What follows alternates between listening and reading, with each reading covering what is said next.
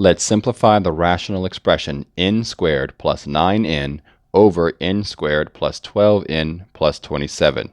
Okay, let's start off by factoring the numerator.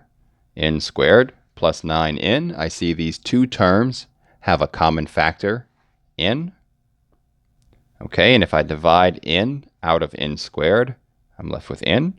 And if I divide n out of 9n, I'm left with 9. So the numerator factors to be n times n plus 9. The denominator, I need to factor that, n squared plus 12n plus 27. I need two numbers that multiply together to be 27, but add together to be 12. Numbers that multiply together to be 27 are 1 and 27. Those add up to 28. 3 and 9. Those add up to 12. So there we go. This factors to be n plus 3, n plus 9.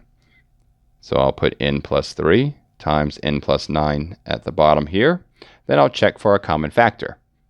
On the top and the bottom, n plus 9 divided by n plus 9, they cancel out. They really just create little ones here. So you end up with n times 1, which is n, and n plus 3 times 1, which is n plus 3. So there we go.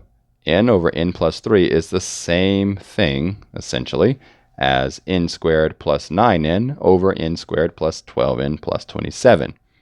They're the same thing in the sense that if I plugged in a number, I should get the same value, except for very special cases.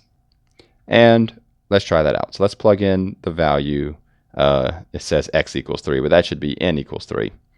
Okay, so we'll do 3 over 3 plus 3, right? I plugged in 3 in those two places. That'll give me 3 over 6, which will simplify to be 1/2. Okay. And so if I plugged in 3 into the original expression, I would also get 1/2. Okay, so we'll just go with the easier of the two. So there we go.